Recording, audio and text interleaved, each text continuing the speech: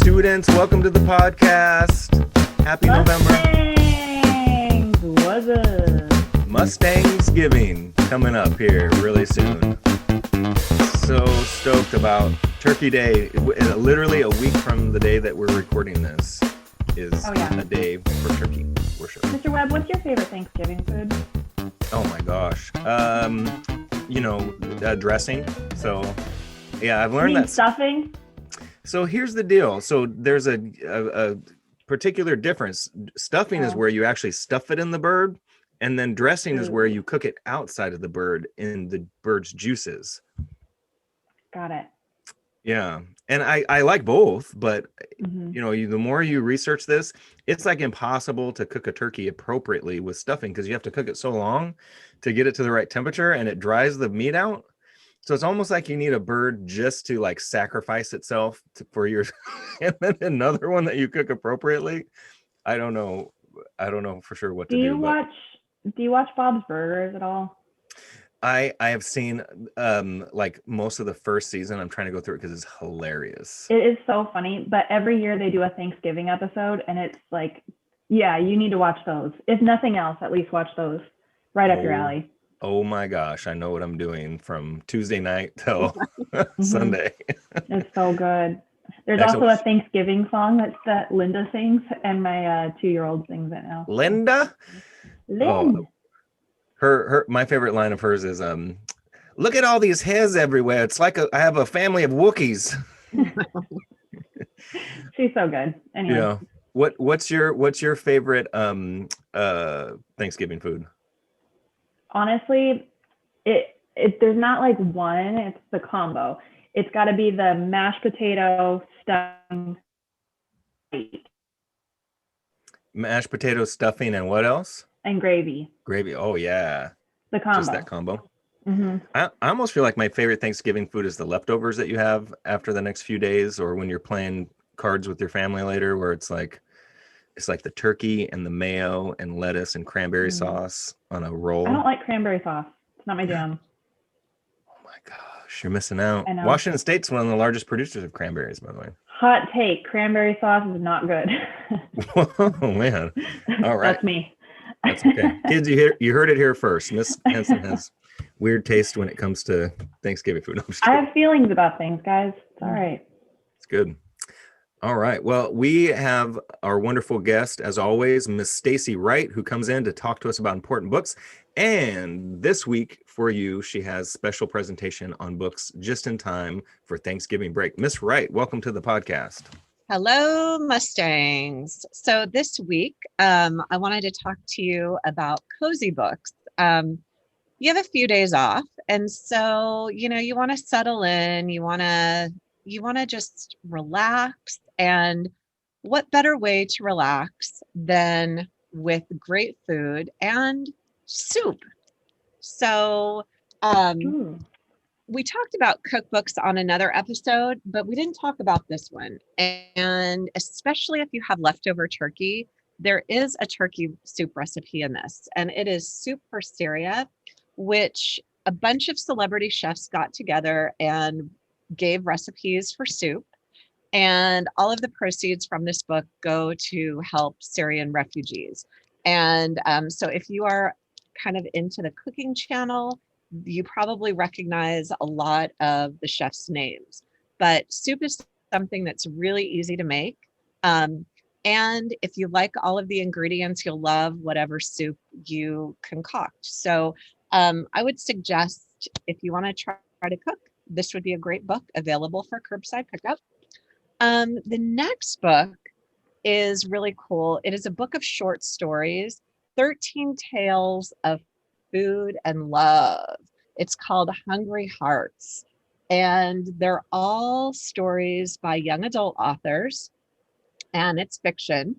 And it takes place in one neighborhood, and all of the people are impacted by food.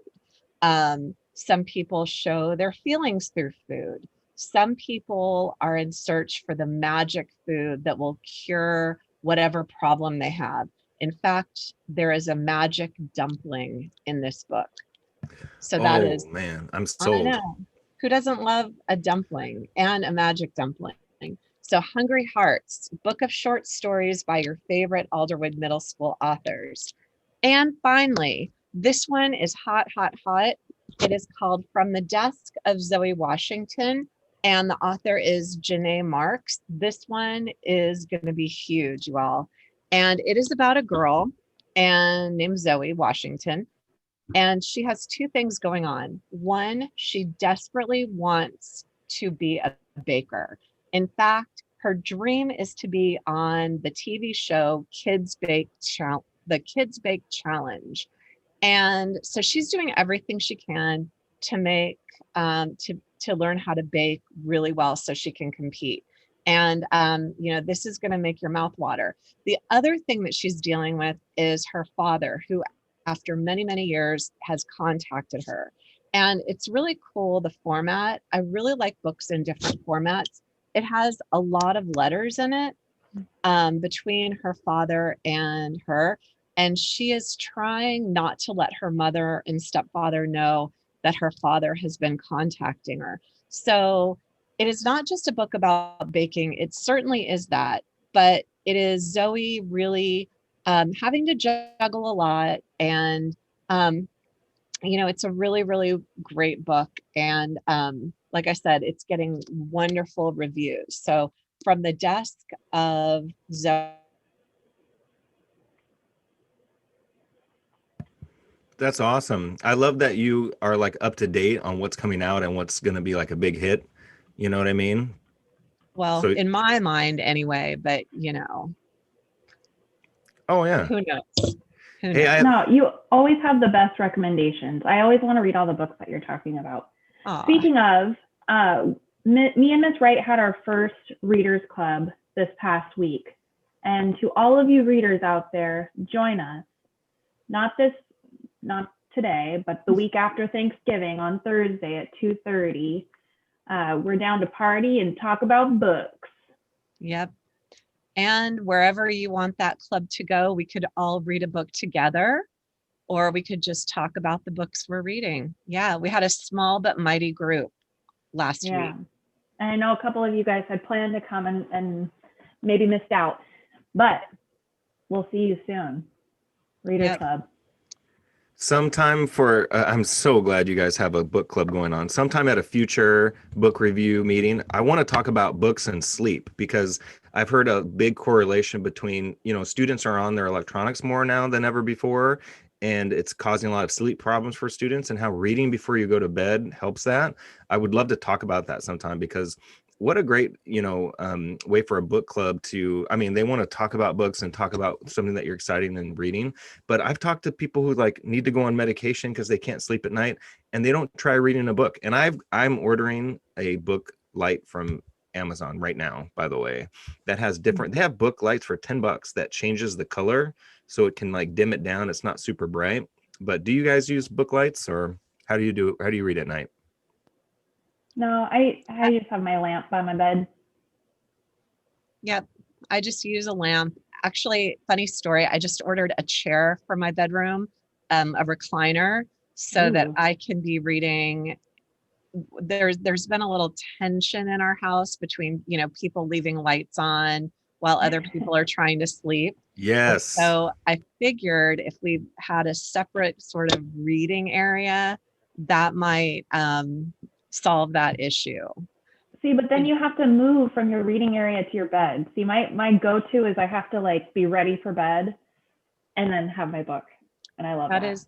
That is true. Yeah. But I guess maybe that's selfish. Well, if somebody else doesn't want the light on. Truthfully, I would have no problem falling asleep in a recliner. So, it sounds pretty great. So anyway, no, I think that's good. That's interesting. Very, very cool, Mr. Webb, about the book light and reading before bed. I swear by it. Okay, excellent. Look forward to that. All right. Thank you, Miss Wright, as always. Students, cozy up to a good book during break and take some downtime away from electronics. All right. Thanks, Mustangs. Happy Thanksgiving. Rest up. Thanks, Miss Wright. Bye, y'all. All right. Yeah. You bring up a good point. When she talks about books, and being so enthusiastic about it, it just makes me hungry to read more books. Yeah, yes, absolutely. She knows all the good ones. She gets me every time. All right. Well, speaking of books, today on the podcast, we have a very special guest joining us. He's a doctor. His name is Dr. Nate Gardner. He's the program director for professional school counseling at City University of Seattle. And it takes a few books that you have to read through to get all the way to get your doctorate degree, I imagine. But we can ask him for ourselves. So please, students, very, very special guest, expert of young people and education and working in counseling. Without further ado, please welcome Dr. Nate Gardner. Hi, everyone. How are you doing? We're doing good. We're hanging in there. We're Alderwood strong for sure. So I see on your banner there, Go Celtics. I thought that was, for a split second, I read that and I thought Go Sonics, but no. No, I'm East Coast born, my friend. Celtics all the way. Celtics are a basketball team from Boston, and very, like, historically their franchise has been had incredible success in the NBA for sure. You're a big basketball fan? I would describe myself as a sports nut. Yeah, I watch sports all the time. And it looks like you have maybe a little bit too much sometimes, but I'm okay with that. Yeah, everyone needs a self-care, strategy to unwind and be into something. Yeah. A lot of the students in our school do fantasy football too. And I think we even have a fantasy football club that's like well attended, and our staff is involved. And I'm a huge fantasy football fan, but as it turns out, I'm a terrible fantasy football owner. I keep coming back every year and giving it a try, but there hasn't been a lot of success. Yeah, that one's tough for sure. I did fantasy basketball, but there's so many games, it's really tough to keep on top of. But It looks like you have a couple guests in the background of your office. I decided after a couple of months of working from home that maybe I should try to spruce up my background and also have maybe some friends. And so I went the route of the cardboard cutout, but I have the dude. I'll let you guys explain that to your students. And I have Clark Griswold from National Lampoon's Christmas Vacation. That's great. And I will be honest, and I would take suggestions from you or your students. I am looking for a third friend to have back there, but I haven't made up my mind yet. How about Ernest P. Worrell? Kids, you'll have to ask your grandparents about who all these people are, but he's the guy that goes, eee. It's like my son's the first movie my son ever watched from beginning to end was Ernest Scared Stupid, and then my youngest son Frankie, the first movie he ever watched recently was Ernest Scared Stupid, and now they're watching Ernest Saves Christmas. I never thought that would make a comeback. Well, are you watching them on the original VHS tapes or through a new medium? I have the ability to do that, but you can get them on Amazon nowadays. All right. Are you sure it's come back? Yeah, that's another great question. I don't know why they're so popular. Your kids are they? Yeah, I did pick up who they are, but I don't know. Yeah, yeah, very popular. I was wondering the same thing, Josh. Did it just come back for you, or? I don't know why my sons are addicted to it. Like, they don't want to watch T-Rex Ranch. They don't want to watch Transformers. They don't care about Lego movie stuff. They want to watch Ernest. So. Anyways, that's my recommendation. If you want, Catherine, who would you recommend as his third celebrity background person? I'd probably go the Beyonce route myself, but that's just me. For sure. Beyonce started in the 90s. Beyonce started when I was in high school. That's how long Beyonce's been around. Destiny's Child, what up? Say my name. Super cool. Well, we're super excited to have you here. And speaking of friends, we have a couple friends that join us on the podcast every week, are amazing school counseling interns. And one of them, is Jessica Diang. Jessica, why don't you say hi to Dr. Nate? I think you guys have met before a couple times. Once or twice. Yeah. So I go to City U. So that's how I know Dr. Nate. But yeah, we go way back. Yeah. So has he taught classes that you've taken too? My internship classes, I believe. Yeah. But he did my interview for City U, so that was fun. That's cool. So he helped you kind of get involved with school counseling and start your academic journey. What are some things you've learned from Dr. Nate that's been helpful? He tells really great stories. I think that's what I want to do, be a really great storyteller, because Dr. Nate has all these amazing stories about all of his experiences for counseling and meeting with students and their stories. So I think that's pretty cool. Yeah, for sure. Excellent. And then we want to introduce you to our other friend, our other school counseling intern.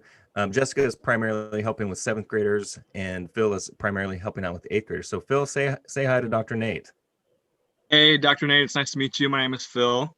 We're super excited to have you on the podcast this week. And I would recommend, if you're going for a third cutout, my wife and I have been super into The Mandalorian. So if you can find like a Mando with Baby Yoda, Yeah. that's what I would go for.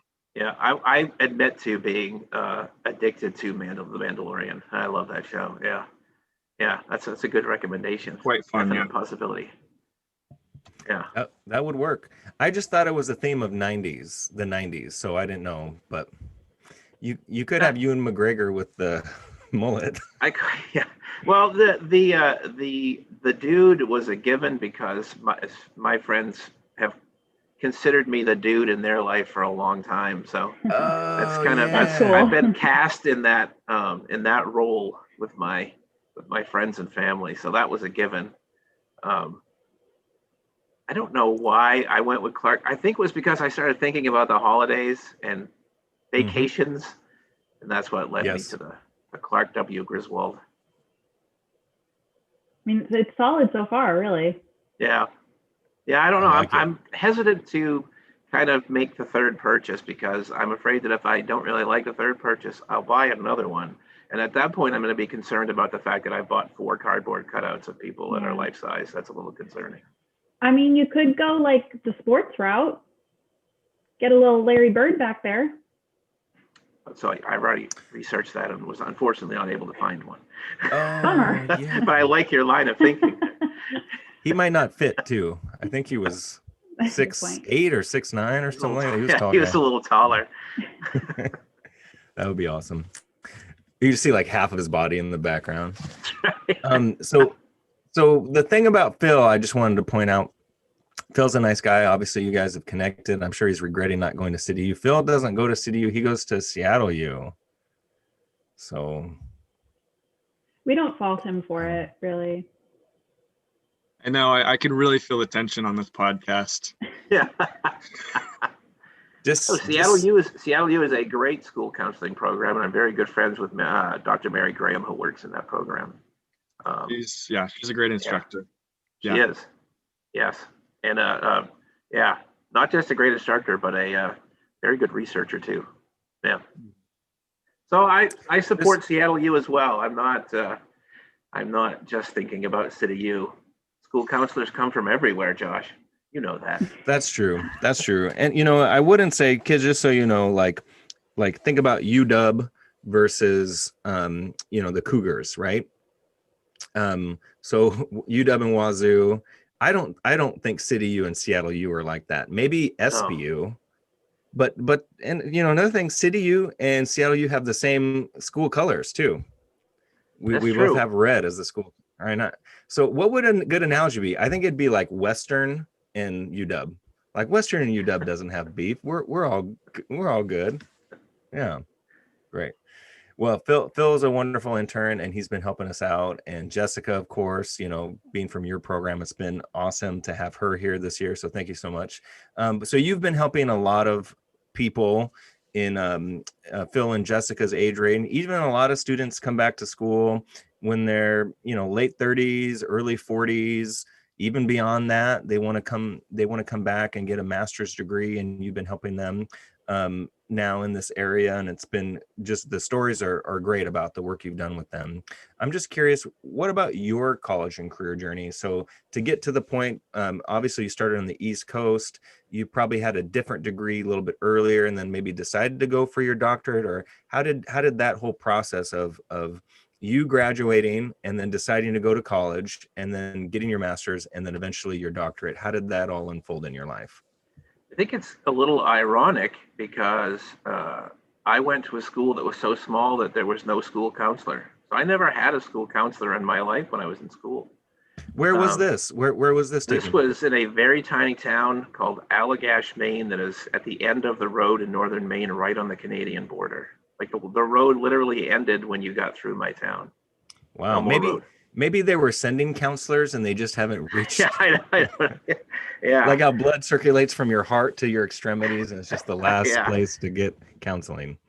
But that did have an impact on me down the road because I love sports. Everyone told me that I probably should be a phys ed teacher, and so I went to college for that, and that was not good advice. I really would have appreciated maybe a little more guidance there. So that my first semester of college was not an enjoyable one because I wasn't in the right program. I wasn't in the right fit.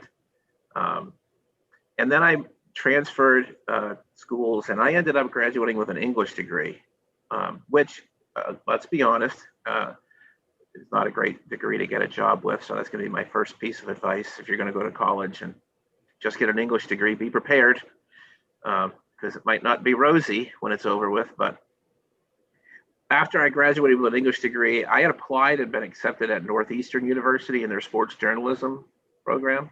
But I had applied for the next fall. I wanted to take a year in between undergrad and graduate. And so my parents were okay with me laying around the house during the summer after I graduated from college. But as we approached the fall, they started to question what I was going to do until I went to graduate school. And I really hadn't thought of that. So they encouraged me to get a job, which I thought was a wild idea, but I took them up on it. And I got a part-time job at Maine's first charter school, which was a residential high school. It was what's that? Can you explain what a charter school is? Some students may have heard the term, but it's kind of a new thing in Washington State. So I can't say for sure whether it was a charter school or a magnet school. It was called both, and it was a weird combination of the two ideas, but basically it was a school that students could apply to and choose to go to from the state of Maine. It was publicly funded. And if they chose to go to that school, we had students from all over the state of Maine. If they chose to attend that school and they got accepted after they applied, their town would pay their tuition to the school. So that's basically how the school got most of their money. So the public education money that was supposed to go to this school, their original school would then come to the charter school. It's called the Maine School of Science and Math is the name of it. Oh, awesome. Okay, that sounds cool. So yeah, and I got a part-time job as a resident assistant. I think I started there I think it was the last week of August in 1995. I'm going to date myself. That's when I graduated from my undergrad. And within 3 months, I had been promoted to be in charge of the residential life program. So I was responsible for all the students in the residence hall. And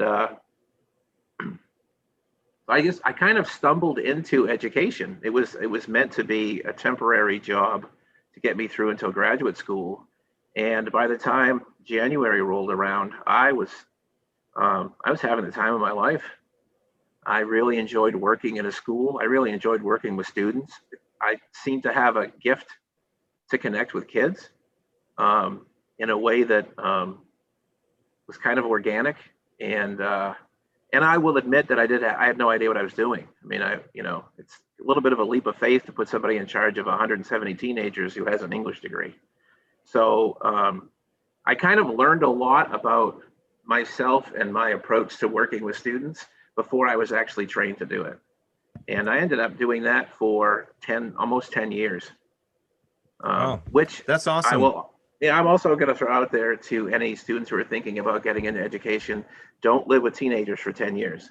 That's my advice. Maybe do it for a couple years or, maybe 4 at the most, but 10's a lot. I wouldn't That seems recommend it like for everybody. very sound advice. Yeah. Yeah. That's a good point. We've had a lot of guests on the podcast, and we always ask them, what's your college and career journey like? And with the exception of like one guest who like knew exactly what he wanted to do, most people talk about like you kind of maybe you get an English degree or a psychology degree or something kind of generally you're interested in, your first college degree. And then you get out into the workforce and you start working in different places and you find strengths that you had. I mean, I think it's a similar story for me and Miss Henson too, where we didn't necessarily know we exactly wanted to be counselors, but we got involved with education and then found out that's where our giftings and strengths were. Yeah, I mean, I think that it's hard to know that, right? Until you kind of get out there and do the work. I think that what really pushed me in the end to school counseling is that after, when I got to the point where I just couldn't live in a residence hall with teenagers anymore, I was ready to do something new, but I still wanted to work with students. I still wanted to work in education. And I started talking to other people. It kind of became clear to me that I wish I had a school counselor to talk to, and I never did. And so it made me start to think, well, what do I have to do that? I've been working in schools. I thought naively that I could just take a job as a school counselor.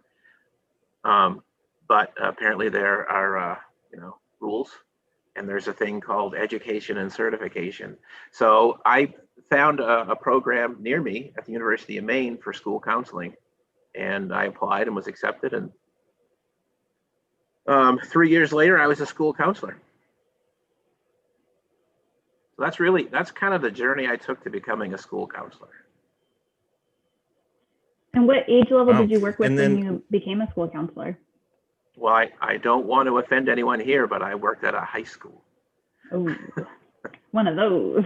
Yeah, I'm one of those people. That's cool. Yeah, so I worked at 2 different high schools over an 11-year period. So you were kind of so you spent 10 years as a resident resident. What was the title? Resident director? My actual title became Dean of Academic Affairs. Yeah. Yeah. Okay, cool. It's great to Nice. put on a resume. It looks So- great. Yeah. Yeah. Oh, for sure. So dean for 10 years and then a counselor for just over 10 years. And then was it at that point after kind of 20 years in the field, you decided to go back for your doctorate, and what did that process look like? So no, actually, it was interesting. When I was finishing up my master's program, which I graduated from in 2005, one of the advisors that I had pulled me aside. I think a month after graduation, I was on campus, and we ran into each other, and they pulled me aside and said, "We have an open spot in our PhD program, and we didn't have enough applicants we wanted. And when we were meeting to talk about potential people to reach out for to fill the spot, your name came up, and everyone really decided that it would be a good idea to reach out and find out if you wanted to do it." So I was actually asked to join the program. So Nice. It's always nice when you're recruited. Yeah. Yeah. Unfortunately, there was no full ride scholarship available. I still had to foot the bill. But I did it part-time the first couple of years, so it kind of extended the amount of time that it took. And I really wasn't sure about it when I first started it, because it's a little bit daunting. It involves a lot of working on your own, and you kind of have to really want to do it. You really, I don't know, it's hard for me to explain. I started in a cohort with 12 people, and 2 of us finished. How about that? Wow. Yeah. That's amazing. So as student, and we've talked about this like once on the podcast before, but kind of the idea for school, like a lot of students think like, okay, I graduate high school and then bam, it's this mad rush for college, and I'm going to be in college for 4 years, maybe a little bit more, and then I'll be done, and then I'll go into my career and be happy. But that's just not how it works sometimes. Sometimes it's like, 1 decade of your life, you get a degree and you try out, see what you like. And then the next decade of your life, you decide to go back and do this.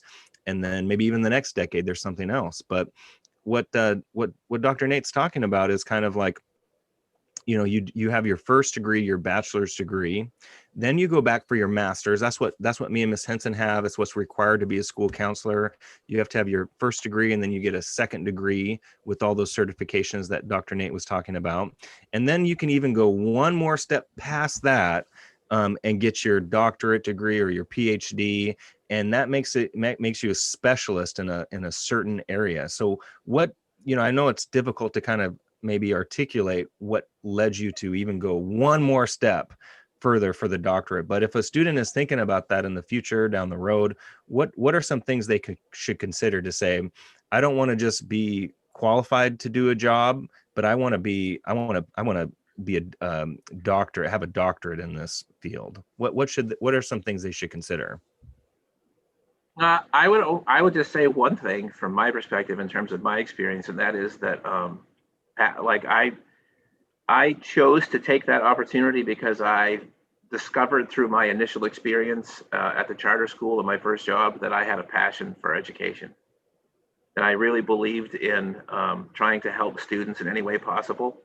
And that, to me, it felt like that would give me even more of an opportunity to pursue that passion. And I wasn't the kind of person who had an idea of what I wanted to be when I graduated high school. I really didn't. I had friends around me who were very clear in what they wanted to do, in a career, and I didn't. So it kind of found me, that this whole kind of passion for education and for my job. But it's interesting to follow up on what you said, Josh. A lot of my friends who had that clarity ended up changing careers multiple times because life changed or they found something else they liked. And so I think it's really, really significant and very lucky if you can find what you're passionate about in life, right? And that happens in so many different ways, and it happens at different times for everyone. If you'd have asked me at 25 what I was passionate about, I probably would have said, Nikes. But a few years later, you asked me what I'm passionate about, and I could clearly say education, working with students. I really love it. And motorcycles. And definitely motorcycles, yes. Yeah. That came a little later in life, though. Dr. Nate's a big motorcycle rider, which when he first moved out here, he had to go to different schools to meet, and then he realized how rainy it gets around here. So he must be a daredevil too, to be out there on the road in the Northwest on a motorcycle. I mean, Maine on a motorcycle doesn't sound great either, to be honest. Yeah, I actually got to ride more out here than I did in Maine, because rain I can deal with. Snow and ice, that's a different problem. Oh yeah, great point. Okay, we're so glad you're out here now. So obviously, from what you're saying, it would be absolutely true that if you're going to pursue a doctorate, you want to make sure that it's something that you're very passionate about, for sure. What are some benefits to doing that? Like, why, if a student thinks, man, eventually I want to be Dr. So-and-so in a certain area, a certain field, and there's so many fields you can get doctorates and PhDs in. But what would be the benefit of that? Like, why should somebody consider doing that for a next step? I think it increases your ability to impact that field. And it also presents you an opportunity to work with so many talented people. I definitely would say that. I mean, I think that when you talk about me moving out here and becoming involved in school counseling, the people who I've met from other programs have taught me so much. People who have been teaching school counselors in the state of Washington for 15, 20 years, I will openly admit that I'm honest with them, but whenever I hear them talk about things they're doing, I say, hey, I just want you to know I'm going to use that. But I think that it provides a lot more opportunity in terms of what you might want to do with a degree. I think when you have a doctorate, you have more options. And so for me, that was exciting, because I think that what the other part of my career trajectory for me is I kind of like to be challenged, and I like things to be different. And so I usually, after 4 or 5 years, I'm looking for something new. I'm looking for something that is maybe it's the same job but in a different place, or and so I think that that the degree has provided me the opportunity to pursue more new challenges. Can you talk a little bit about what your job is now? No, I'm not letting anybody know that. I'm not letting that cat out of the bag there. That's no. What do you actually do? Yeah, I know. Nate? Yeah, this being recorded. We won't tell anyone. This cannot be given to the university. No. Just this little website called YouTube. No big deal. A lot of what I've done the last 4 or 5 years is in recruiting and hiring instructors. Up until this year, our program had 120 people in it and was operating at 4 different sites. And so I had usually every year 20 to 25 instructors working for me teaching those courses. So I did a lot of recruiting and hiring. All of the courses in the program have been developed. So it means going in and changing the assignments and kind of the structure of the courses and things like that. And then a lot of what I'm doing is just reacting to student needs, sort of like a school counselor does. I'm, available to assist them if they need help with something. And I will say that one of the things that I was very excited about in the position that I have now is the ability to try to identify and encourage people who maybe have a master's but haven't thought about pursuing a PhD. And I've probably found 4 to 5 people in the last 4 years who I've hired as instructors and then really encourage them to pursue their PhD because I think they would be really good for the field. I think that one of the things that I appreciate about the position that I have is that I have an opportunity to help other people. And I think some people find the idea of getting an advanced degree or something like that to be daunting. And I like to try to encourage, especially if I really have found that over the last 4 or 5 years, I have a pretty good eye for finding talented people. And my goal has always been to find people who are better instructors than I could be. And that's really what I've tried to do. And I think that actually helps me because it surrounds me with people who are smart and who push me to try to do a better job. I don't know if that answered your question. Yeah, totally. All right. That's great. Very helpful. I think it's really cool too to point out to a lot of times students, when they think about advanced degrees and going to school, they imagine like a stuffy professor with a tweed jacket and elbow patches and maybe a spectacle or something. I don't know what they imagine, but like people who are excellent instructors come from all walks of life. And they're Celtics fan and they like the dude and Clark Griswold and they have cool beards and, ride motorcycles. Like usually when you go into colleges, you find just wonderful people to work with. So you shouldn't be intimidated, students, by wanting to go to school. As long as it's something you're passionate about, instructors in colleges and program directors will help you achieve your goals. Absolutely. Yeah, I feel like I've always found sorry. Oh, you glitched for a second. Go ahead, Miss Henson. That's the story of my life. It's okay. Okay. We'll add what she's going to say in the comments below. One question that we had, and we should point out too, like, I'm from the City U program. It was just before you got there. But Miss Henson, was Dr. Nate the director when you were there? You became the director while I was there. Mm-hmm. Okay, cool. Yeah, so we definitely have worked with you and are super excited to have you here. But some students, when they're interested in going into counseling, for example, they have a couple of options, for what they want to do. There's counseling and psychology, and there's the ability to maybe work in research and to research different things, medications or therapies that help people, and they're kind of more the science aspect of it.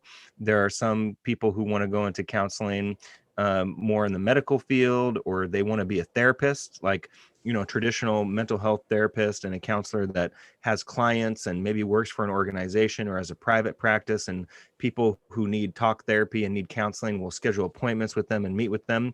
And then there's education, where we have school counselors and psychologists. We had a school psychologist on here 3 weeks ago now to talk about school psychology versus school counseling.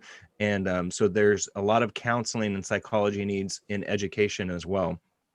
But Dr. Nate, what would you recommend for students who are kind of contemplating maybe going into mental health counseling?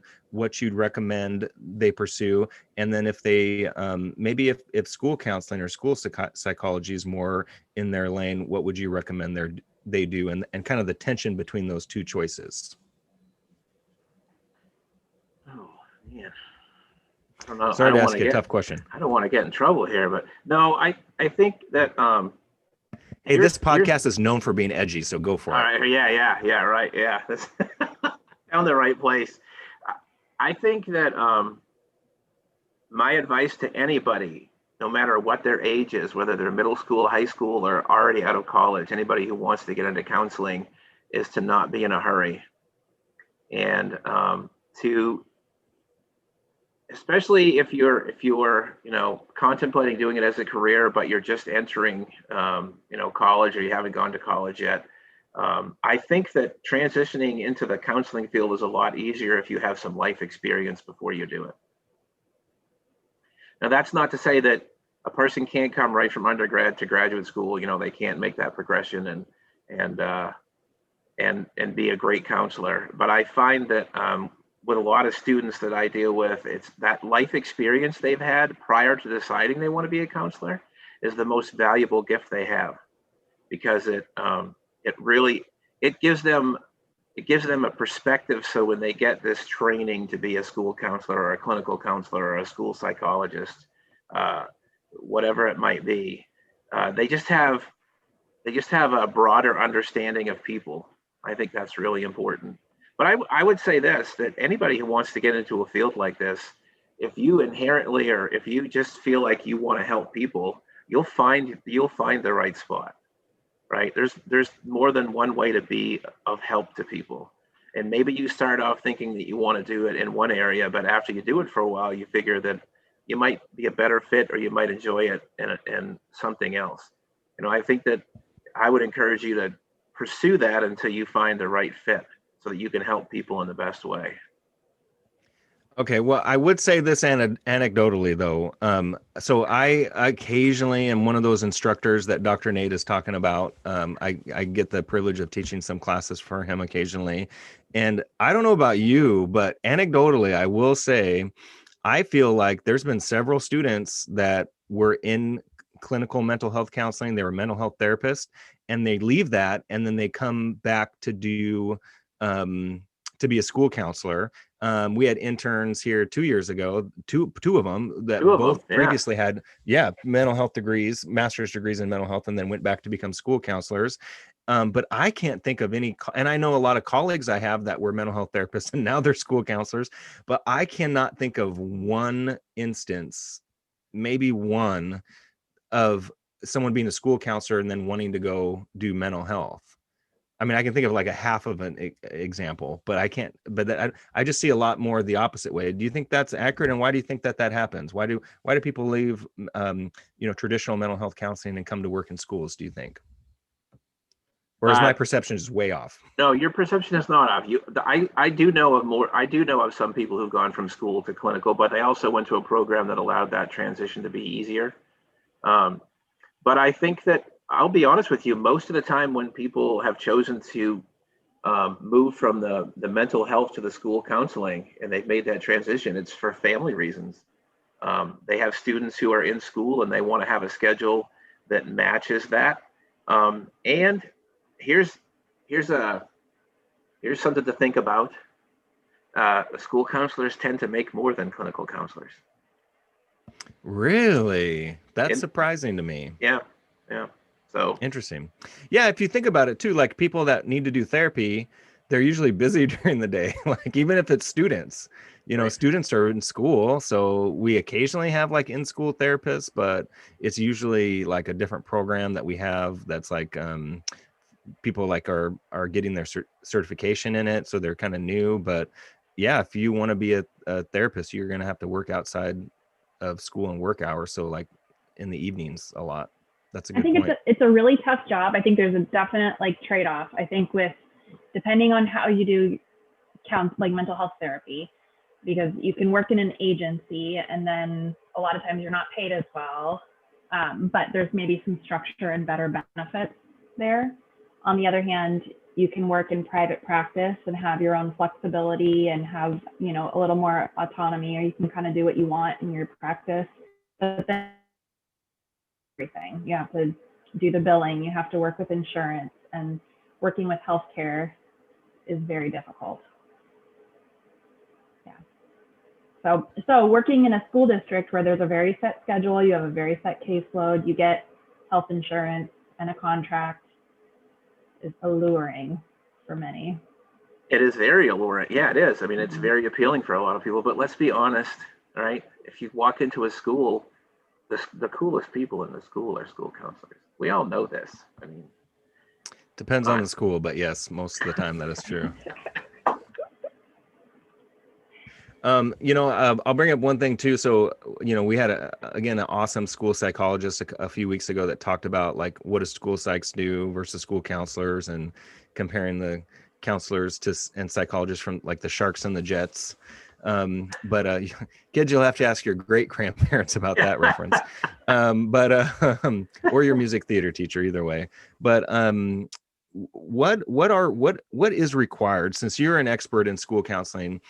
Can you talk a little bit about, because I know requirements have changed, and you talked about the difference between going for school counseling and then making the jump to clinical mental health counseling, and how some programs that's easier, but a lot of the changes in requirements for school counselors nowadays, it's going to make that even more easier. So I guess my main question is like, what is required? What type of trainings do school counselors have? What is required to be a school counselor? What are some of the amazing things that they're exposed to in their training with you or in a similar program? I think it's interesting because the state of Washington has made the transition so that every school counseling program is going to basically meet the same standards now. And so, and this was my experience when I went to graduate school to become a school counselor, that all the counselors, whether they're clinical, marriage and family, addictions, everybody is in the same program. So everybody's actually getting the same training. Everybody's getting the same classes in terms of theory and, practicum. The only difference is that once you get to, whether it's your second or third year in the program, you do your internship in the field where you actually plan to work. So the school counseling students intern at school.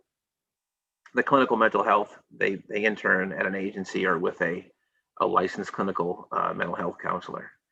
So the training is actually for everyone the same. And it's, even though school counselors aren't going to be going into clinical mental health, they're going to get the same mental health training that those counselors do. So that just happened over the last few years, but I'm excited about that because I think that actually is better for counselors in any field to get, the same level of training. That's great. Yeah, because there is a misnomer out there, because historically, when you look at like the history of school counseling, we've been seen more as guidance counselors and helping students kind of plug in, like you talked about at the beginning, to what they're supposed to do, the school to college jump, or into their career field, and specifically honing in on that. But now they've expanded to be so much more to be mental health professionals that are working in schools.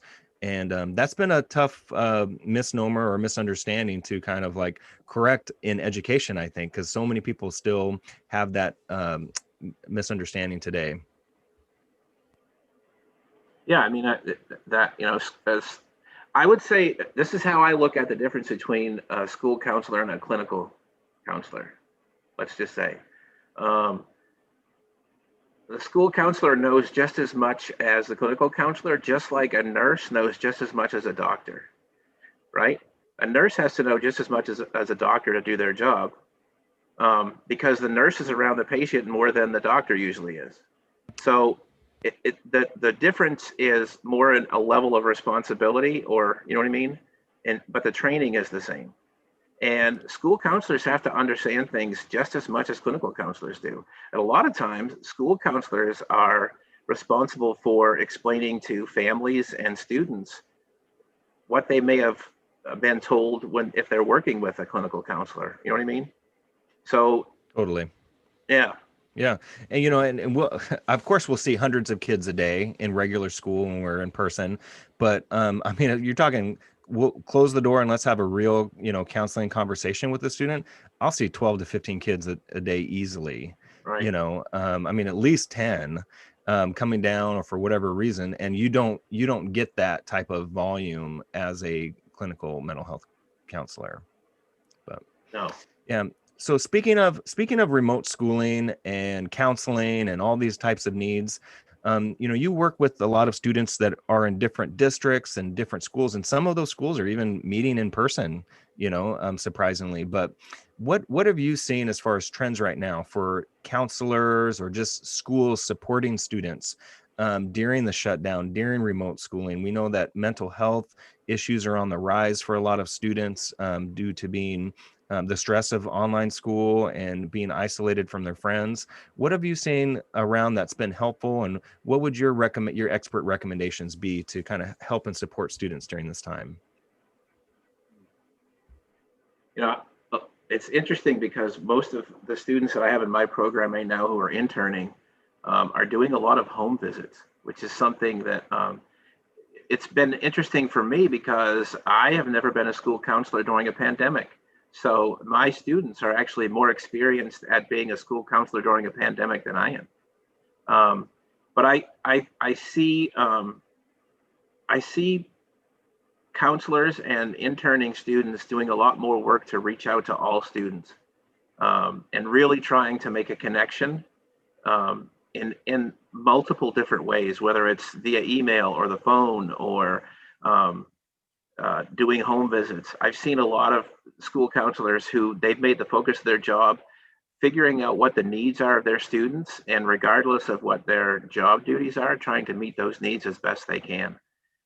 And sometimes that's standing in the parking lot outside the school and speaking with students in their vehicle. I mean, it's kind of amazing to see what people have done to support their students and families.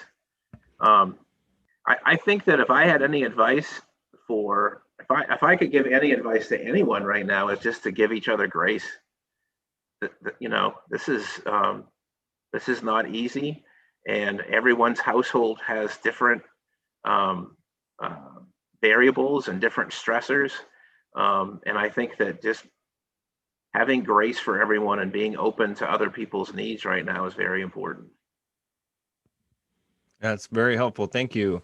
Yeah, and thank you for mentioning home visits. Students, you heard it here from Dr. Nate. When me and Phil or Jessica or Miss Henson or Miss Gasca or Miss Foss, if we're coming to your house, knocking on your door, trying to give you information, we're not crazy. We're not weird. All the other schools are supposed to be doing, and Dr. Nate said we're supposed to be doing it. So boom, there you go. But I do appreciate that idea of being gracious with one another and trying to kind of like, you know, when the tensions rise, you just kind of have to forgive each other. And I think that extends to the classroom too. I think, you know, teachers are very vulnerable during this time, just like anybody else. And we expect counselors or teachers or schools to be able to meet everyone's needs. And it's been a struggle, you know, for us as well. So, but then we also need to be gracious with students and understand that, you know, there's problems with this environment, and we need to be gracious with one another as well. For sure. Yeah. All right. Well, thank you for that. Being on our podcast today. Again, Josh, I think everyone here. Oh, please, yeah. Quick? One of the things that you had mentioned to me was, you know, I think it was a funny memory from middle school. I can't leave here without sharing with you my funny moment from middle school. Those are always the best. We can't. Oh, miss that. please. Yeah, I can't believe we didn't get into this yet. So Yeah, yes, right. take it. I want to hear the funny middle school memory. So this is not going to be hard to believe, but when I was in middle school, I was pretty cool. I mean, I'm just going to say, that was pretty awesome. Or at least that's what I thought. Anyway. I could see that. I hadn't ever attended a dance, and my friends were on me to attend a dance, and I felt a lot of stress about attending a dance, to the point where I decided that I had to go get some new duds to wear, right? I needed to be dressed up, I had to look good. And at the same time, my mother had bought me, and you guys are going to have to check with your grandparents probably, but my mother had bought me a jacket that looked just like the one that Bon Jovi wore in a couple of Bon Jovi videos. So I was feeling pretty good about myself when I got all my new clean clothes on and new cowboy boots and put on this leather jacket and headed to the dance. I was in the 7th grade. And the first 45 minutes of the dance were okay because it was pretty subdued, but then people started to get on the dance floor, and eventually they got me out of the dance floor. And let's just say that all of those missed dances had created some excitement. So I was really getting into dancing, and I kind of got a little too excited, and my cowboy boot slipped, and I slipped into the table that had all the food on it, and down it went on top of me. And I want you to know, though, that I stayed at the dance for the rest of the dance because I felt like if I had gone home, it would have been a bad look. And then I felt like I needed to go to all the other dances. But I never got near the food again. Just to show that it wasn't a pattern. That's right, yes. That's awesome. You were living on a prayer. For sure. It sounds like a scene from the movie. Also, if there's photo evidence of that outfit somewhere, you should send it to us so that we can include it in the podcast. There is. Josh, I'll email it to you. It probably would take me 10 minutes to find it, but my mother sent me a picture of me in that jacket. Oh yeah, we need that. Students, I'll edit it in right here. Boom. All right.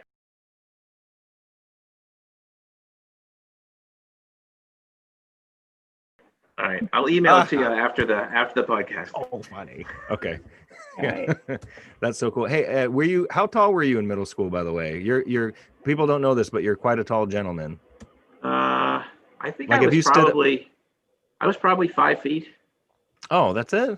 In middle school? When did you I grew a lot between my freshman and sophomore year of high school. Oh, okay. All right. Yeah, students, if Dr. Nate stood up where he's at right now, he would his head would go through the ceiling. So be careful. Yeah. But anyways, Dr. Nate, thank you so much for being on the podcast.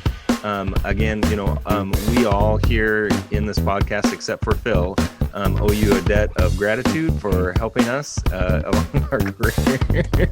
Phil, maybe you can, everyone's laughing against it. I owe him nothing.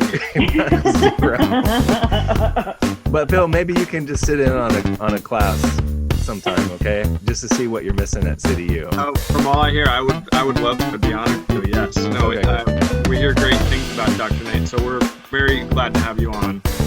All right. That's cool. Thanks, Phil. All right. Well, thank you, everyone. Students, have a good week. We won't see you till after Thanksgiving, so have a great break and take care of yourselves. Be gracious with one another.